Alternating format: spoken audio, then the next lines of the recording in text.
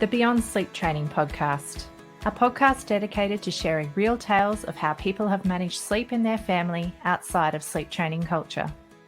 Because sleep looks different with a baby in the house, and because every family is different, there is no one-size-fits-all approach to take. I'd like to acknowledge the traditional custodians of the land on which this podcast is being recorded, the Kalkadoon people. I pay my respects to the elders of this nation and the many other nations our guests reside in from the past, present and emerging. We honour Australian Aboriginal and Torres Strait Islander people and the unique cultural and spiritual relationships to the land, water and seas, as well as their rich contributions to society, including the birthing and nurturing of children. And welcome everybody to the Beyond Sleep Training podcast. I'm your host, Carly Grubb.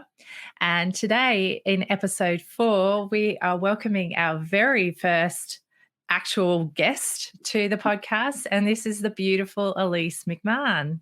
Hi. Elise is actually one of our volunteer admins for the Beyond Sleep Training project. And when did you start admitting for us, Elise? I think when my daughter was 6 months old, so it would have been the beginning of 2018, I think. So pretty much, so about 3 years. It's been a long time. And Elise is one of our fantastic volunteers. You probably, if you're in the group, you will have seen some of her comments and interactions. But she also has a very busy behind the scenes schedule going on as well. So we're very lucky that we can welcome her to the podcast today. And she's going to be sharing a bit about her family's story about moving beyond sleep training. So, Elise, I know you're over in Hong Kong. Would you like to talk to everybody about you and your family a little bit? Yeah. So, I grew up in a family that, family dynamic that was not necessarily ideal. We didn't have a lot of money when I grew up. We didn't have a lot of calm in the house. We had a very tumultuous family relationship. There was lots of fighting. My father struggled a lot with rage, and so when my husband and I got married, we had all of these ideas about what we wanted our family unit to look like when we tried to have a baby. We always knew that we wanted to have a baby. And so that was, when he has a job so that I can stop working and be a mum and we can afford to give what we needed to give to our child. And for us, what that meant was when because he's a pilot, so when he got a full-time salaried position as a pilot where we could rely on his salary. So he got that, very lucky at the time, still lucky during these times to still have a job. And we moved to Hong Kong, and around 3 months of partying and getting settled in, we decided we'd start trying and fell pregnant very, very quickly, which, again, very lucky.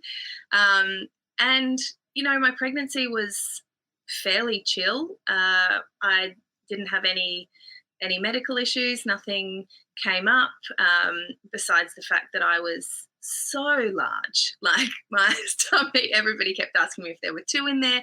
And of course, being in Hong Kong, I'm already taller and wider than most people that I come into contact with any day. And then having a baby and then that baby still in there at 41 and a half weeks, I looked like just a whale walking around in a Hong Kong summer.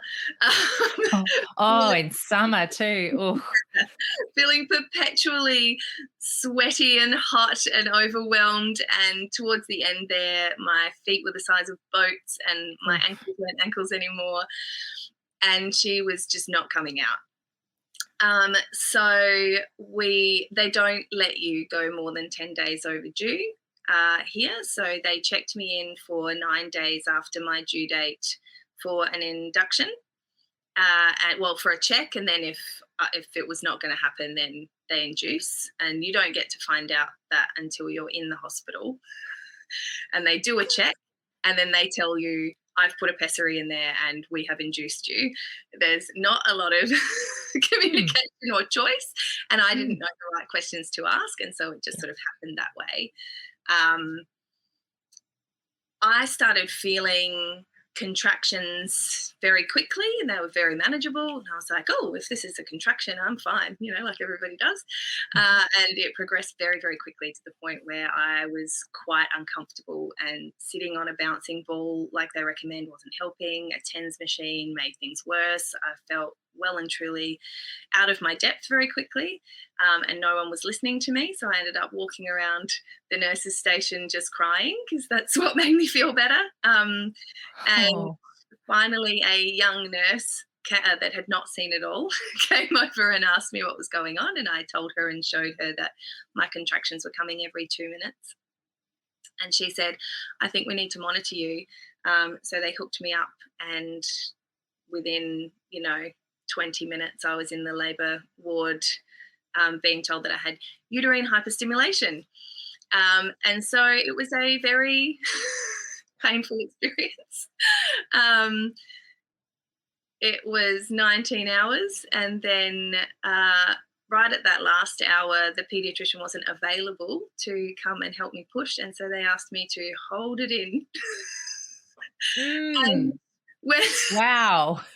And not push, and I couldn't not push, so I was basically not effectively pushing for an hour. And then when the paediatrician was available, by the time she was available, my daughter was very distressed and came out covered in meconium, and she had breathed it in, and so she was whipped away to special care. So I basically was shown her, and then she went away, and I was left for about 20 minutes with nobody in the room, no baby. My husband had gone off with the baby, and no water, no nothing. I could hear a cleaner, and I yelled out to her because I was so thirsty and so tired, and I didn't know what was going on.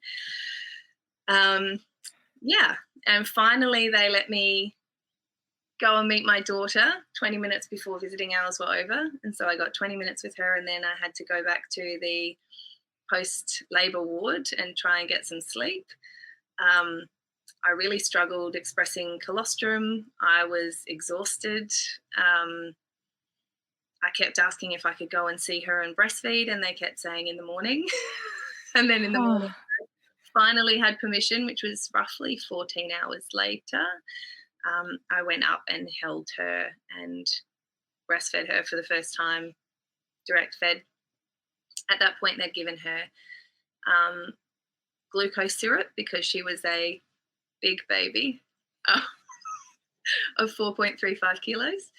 And I just kind of felt like I didn't have permission to be with her. I went up to breastfeed. I had to put her in the rolling cot, go and sit in one of the most comically low chairs for a person having just pushed a person out of themselves, like the having to stand up holding your baby to put them in a cot which was above head height while you were sitting down,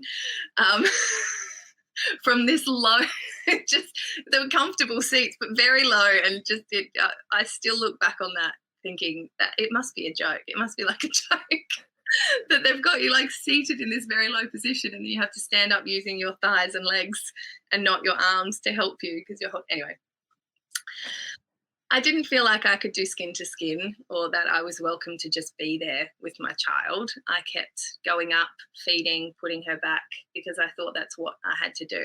And about on the second day, it was probably a day later that I was told that she was becoming dehydrated. And that was my first advocacy moment where I said, you have her in a humidity crib. She's 4.35 kilos. She doesn't need to be in a humidity crib. She's sweating. Every time I come up here, she's sweating and she's hot.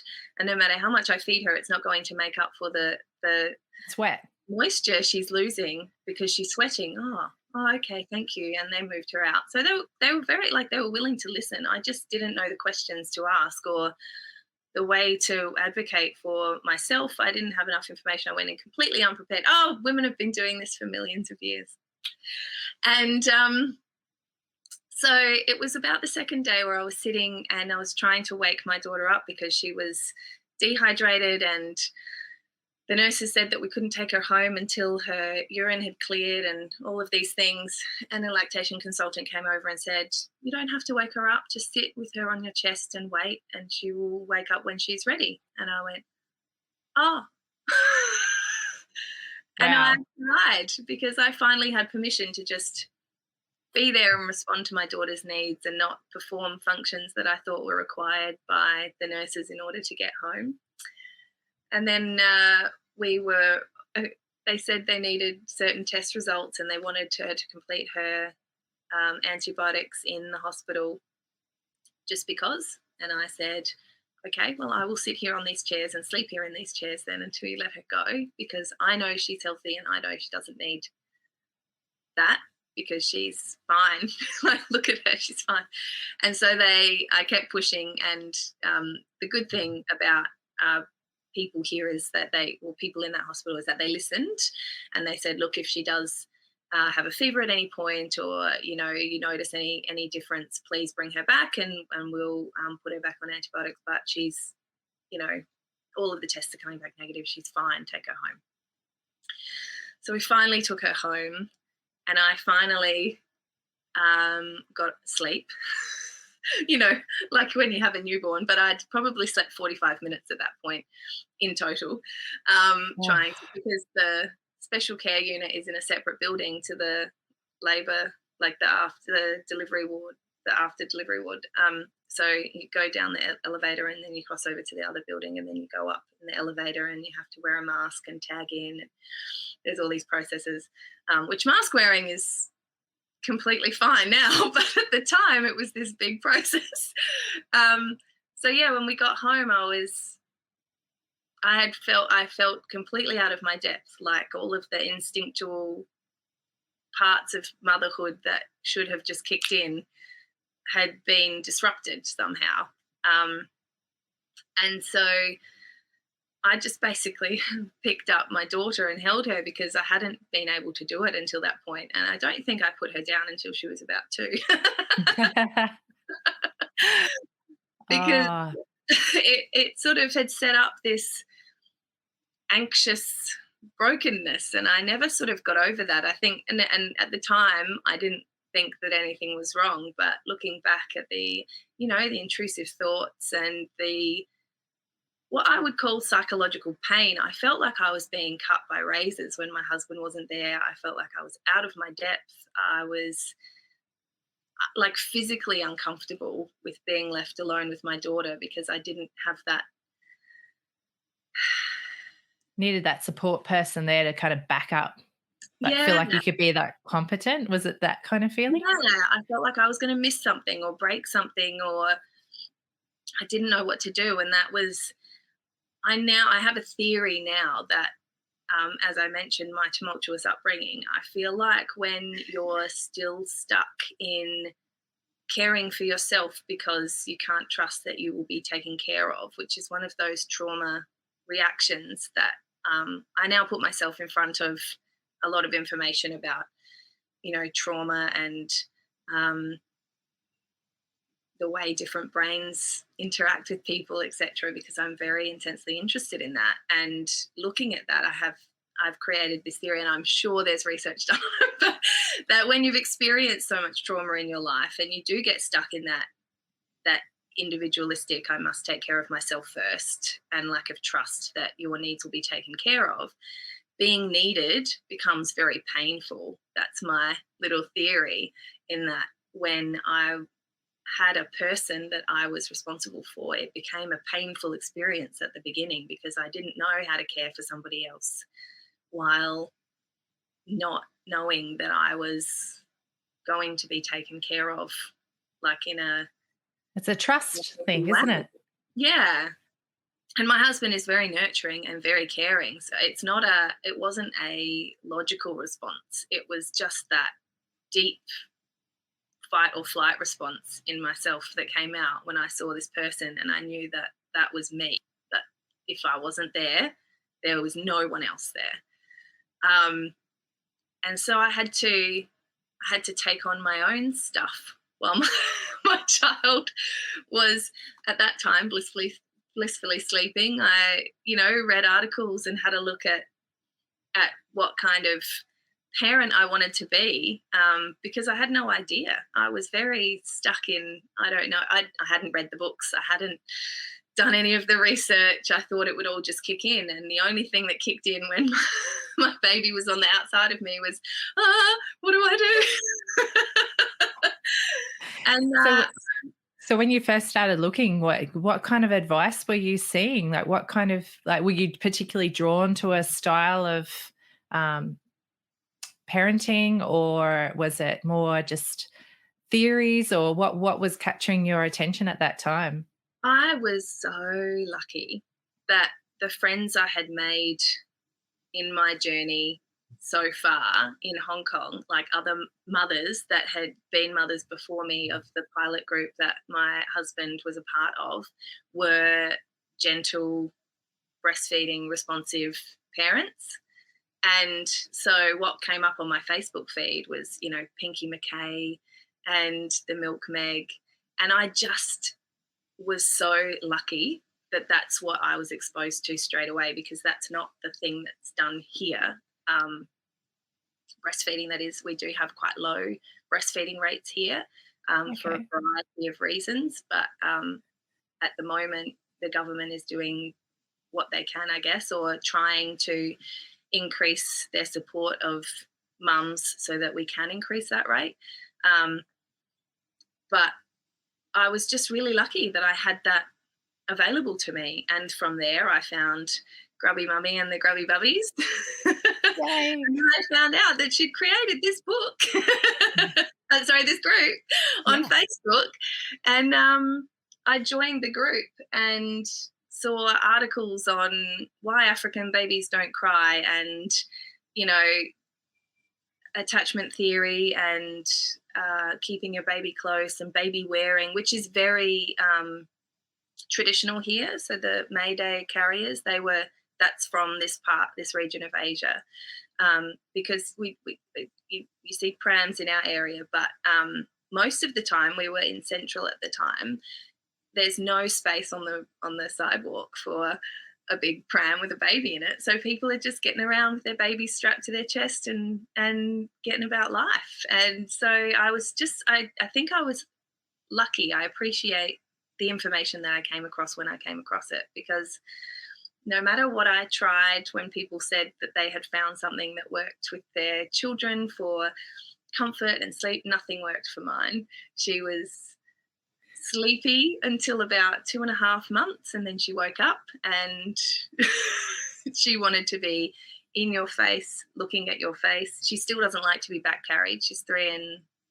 3/4, and we went for a hike yesterday on an island, and she still doesn't like to be on my back. She wants to. She goes, "Can I go on your front?" And I said, "Oh, honey, my hips and back they can't do that." That's anymore. A lot of weight on the front. Yeah, 15 kilos on my front, not okay. So yeah, she's like, "But I can't see well, and I can't see you." And that's who she's always been. With sleep, she was a rock star sleeper until she woke up, and then she just wasn't anymore. And I thought I had done something wrong, and I thought there was an answer, and I thought that if I could just XYZ, and so many people gave me suggestions and nothing felt right. So I think that's why I started searching for information that felt right for me. I think having gone through that post-birth experience where I wasn't allowed to hold my baby, it had made me quite resolute in the fact that I didn't want to choose to not hold her. And so she needed me, and I needed her at that point. And so we spent a long time on the couch. She was being held. My husband, she had this long witching hour where she would just feed one boob, next boob, next boob, one boob, next boob for like 2 hours in the evening. And my husband would feed me food, cut it up and put it on the fork and put it. Good man. try not to drop it on her head. Oh, yeah, the crumbs on the baby's head, that's almost like par for the course for a breastfeeding baby, I think, just end up with it on there. I And don't know if you can avoid that. yeah, I knew she wasn't allergic to nuts because I kept dropping them. It's one way to test it out, I guess. So did you, when you, like, before you brought your babe home, did you set up a nursery area, or where were you thinking she'd sleep? Oh, it's funny, until about 2 weeks before I gave birth, we had the pretty expensive cot and the aqua and white nursery all set up in the room next door. And now the room next door is like 2-3 steps away, so because Hong Kong apartments. And so it wasn't like they were down, I'd put her down the end of the hall. But I just, about 2 weeks before she was born, I freaked out and told my husband we needed a bassinet to be in the room. And Good. She slept in there for about 2 months before she grew out of it because big baby. And I tried to put her down in the room next door and didn't like it. So He didn't like it, or you didn't like it? Both. So hubby took the whole thing apart, brought the crib into our room, put it in the room, which then meant we had to move it every time we were opening the wardrobe. And she slept-ish in there for maybe a month. And then when she woke up, and she was waking up very often. Right. So shall we get back to, sorry for the interruption. So we were talking about, so you'd moved the cot into your bedroom. It just fitted. You had to do those things. So was she sleeping, like when you had her in your room then, like she'd grown out of the bassinet, was she still sleeping relatively okay? You said she started in the bassinet, or was she actually sleeping in the cot, I guess is the question. Not really. I was trying to put her down in the cot, thinking that it was necessary. And I I was just turning myself in circles, trying to get her to sleep longer in the cot. And I went over a friend's house, and she sort of guiltily mentioned that she was bringing her baby into her bed, and it just hadn't occurred to me that that was an option. Aha. I don't know why. And I think this was all before I had found the Beyond Sleep Training Project. That's when I started looking into what we can do, safely to improve her sleep and improve her feeling safe.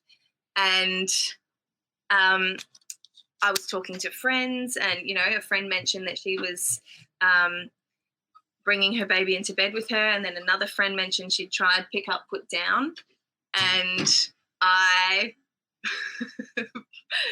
put Paige to sort of drowsy, put her down. She looked at me, cried. I picked her up, and then I was like, she's not going to settle. She's not going to get settled enough for me to put her down again. And so that was my foray into sleep training, and where it ended for me, because I was like, this is not my baby. She just doesn't do the chilled out, fall asleep thing, and that's fine.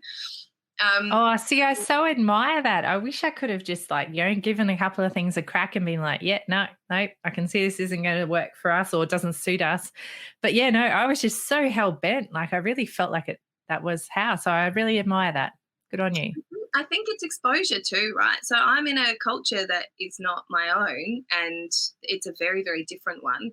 And so it does lend you to question everything you've been taught and what you're told, and it opens conversations. And we've had a lot of conversations here about the way things are done in different cultures, because there's also a very big immigrant community from countries all over the world here, and they all have their own ways of doing things. And so I think having that exposure to so many different views leads you to trust looking into what works for you a bit more than when you're in this homogenous population where something always works for everybody like you. You tend to think, well, why isn't it working for me? Then it should work for me, right? Whereas, when a doctor says something here, you do think, well, now is that their values, or is that what they've learnt? and how does that relate to what I'm used to from back home? And, so like chiropractic. Kind of broadens the view. Yeah. It doesn't have that strict right, wrong kind of thing going on because you've got this broader cultural perspective. Yeah. So it does make you think a bit more about what's working and what's not working. And like health here, for example, meat is a more of a seasoning here. It's a little bit of meat with a lot of veg and a lot of rice in meals here. And they have one of the longest living populations in history.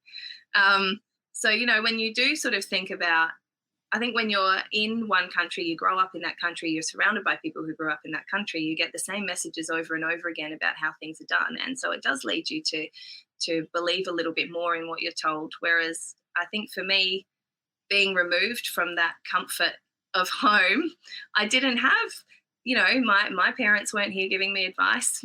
My husband's parents weren't here giving me advice. There was no one, I didn't have aunties and uncles, and they're all over the world. So I didn't You're carving your own path. Yeah. And finding your own feet, what felt right for you. And being exposed to a lot of different stories and a lot of different ways of doing things, where everybody thinks that the way they're doing things is the right way of doing things. And so when you're like me, where I don't think the way I grew up with was definitely the right way to do things, it does lead you to question everything you're told and to give space to more ideas.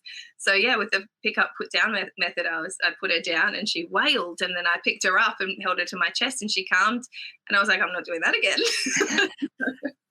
That's fantastic. It's a great way to, and see, I guess this is also part of the whole idea that people can try things. Like there's no harm in trying, but it's the listening that goes along with it, and actually being able to trust your baby and trust yourself to know when something's not a good fit for you. Because you never know, you might have put her down and she might have fallen asleep, but Same genes, same parenting, very responsive, breastfeeding. She's tandem feeding her two gorgeous kids now. And she makes these beautiful unicorns that just chill out and go to sleep when they're tired. And I'm like, what? That's not, hey. Yeah, I know. And this is the thing. There really is a huge spectrum in the way our babies find sleep. And it's not like there's so much where it's not that somebody's doing something particularly right. That is why their baby sleeps that way. And I think that's a bit of a lesson most of us have to learn. Now, I can just see that we're coming up to our half hour for our episode, and I wanted to make sure that I checked in with you for our tip of the week, because I'm going to be asking all of our guests for what their top tip is that they'd like to share with our listeners. What would be your tip of the week, Elise? My biggest tip is, if somebody who doesn't know your child tells you that they should be able to do anything and you know that that is not within their capacity, just let it go. Let it wash over. They should be able to anything at all. They shouldn't be breastfeeding as much. They shouldn't be waking as much. They should be able to go to sleep on their own by now. Daddy should be able to settle them. All of the things that come up, the shoulds. Yeah. And the shouldn'ts. And the shouldn'ts. They shouldn't be needing you this much. They shouldn't be crying as often as they just, like everything that has should in it. Question shoulds. I love that. If it doesn't fit, and if it does, look into it. But should is a word that I think is overutilized. I would totally agree, and I think that's a really great note to end this episode on, Elise. But thank you so much for coming on and being our very first guest to talk a bit about your journey beyond sleep training. I feel like we might have another episode with you later down the track so we can hear a bit more about your story, because we only got really to the very beginning. So if you would like to, I would love to have you back on for a future episode. Sure. Awesome. Thank you so much, Elise. Thank you. I really hope you enjoyed the podcast today. The information we discussed was just that, information only. It is not specific advice. If you take any action following something you've heard from our show today, it is important to make sure you get professional advice about your unique situation before you proceed, whether that advice be legal, financial, accounting, medical, or any other advice. Please reach out to me if you do have any questions or if there's a topic you'd really like us to be covering. And if you know somebody who'd really benefit from listening to our podcast, please be sure to pass our name along. Also, check out our free peer support group, the Beyond Sleep Training Project, and our wonderful website, www.littlesparklers.org. If you'd like even more from the show, you can join us as a patron on Patreon, and you can find a link for that in our show notes.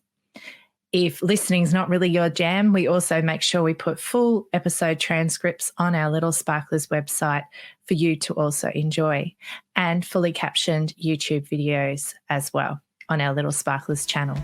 So thanks again for listening today. We really enjoy bringing this podcast